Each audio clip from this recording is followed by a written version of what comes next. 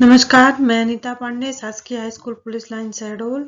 सामाजिक विज्ञान कक्षा 10वीं, अध्याय 8 भारत में राष्ट्रीय जागृति एवं राजनैतिक संगठनों की स्थापना में हम प्रतियोगी परीक्षा, बोर्ड परीक्षा हेतु महत्वपूर्ण वस्तुनिष्ठ खाली स्थान अतिलघु उत्तरीय प्रश्नों के बारे में अध्ययन करेंगे।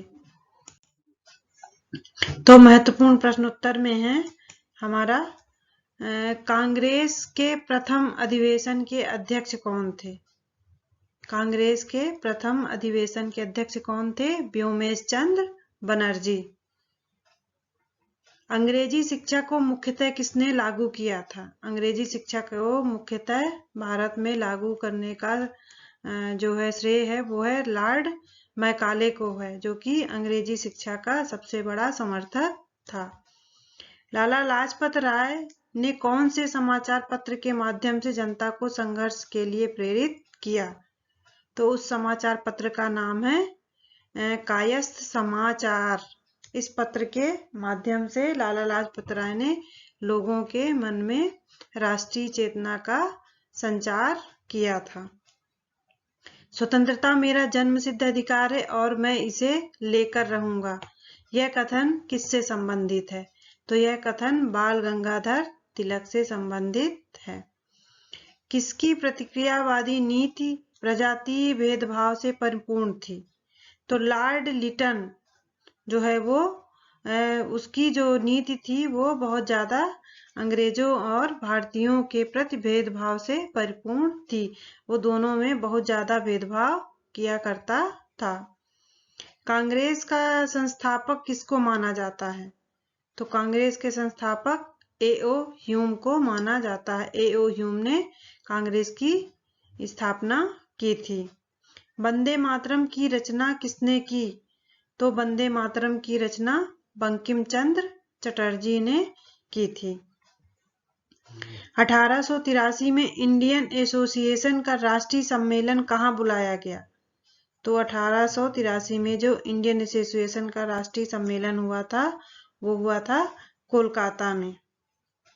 भारत से धन निष्कासन और उसके कारण उत्पन्न कुप्रभावों से किसने परिचित कराया? तो इन चीजों से परिचित कराने का श्रेय दादा भाई नौरोजी को है। इंडियन लीग की स्थापना कब हुई? तो इंडियन लीग की स्थापना 1875 में हुई। राष्ट्रीय आंदोलन का उग्र राष्ट्रवादी स्वरूप सर्वप्रथम किस राज्य से परिलक्षित हुआ? तो वो है महाराष्ट्र से। जो उग्र राष्ट्रवादी स्वरूप जो शुरू हुआ वो है महाराष्ट्र से। किस एक्ट के द्वारा भारतीय भाषाओं के समाचार पत्रों के दमन करने का प्रयास किया गया? तो उस एक्ट का नाम है वर्नाक्यूलर प्रेस। इसके द्वारा जो भारतीय भाषाओं के समाचार पत्रों का दमन करने का प्रयास किया गया।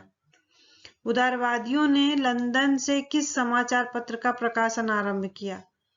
तो उदारवादियों ने लंदन से इंडिया समाचार पत्र का प्रकाशन आरंभ किया। बंगाल विभाजन कब और किसने किया? तो बंगाल विभाजन 20 जुलाई 1905 को लॉर्ड कर्जन के द्वारा किया गया। स्वराज्य मेरा जन्मसिद्ध अधिकार है और मैं इसे लेकर रहूंगा, यह कथन किसने कहा? तो यह कथन लोकमान्य तिलक ने कहा कि स्वराज्य मेरा जन्मसिद्ध अधिकार है और मैं इसे लेकर रहूंगा। किस नाटक में नील बागान के मजदूरों पर हो रहे अत्याचारों और दुखों को उजागर किया गया? तो उस नाटक का नाम है नील दर्पण।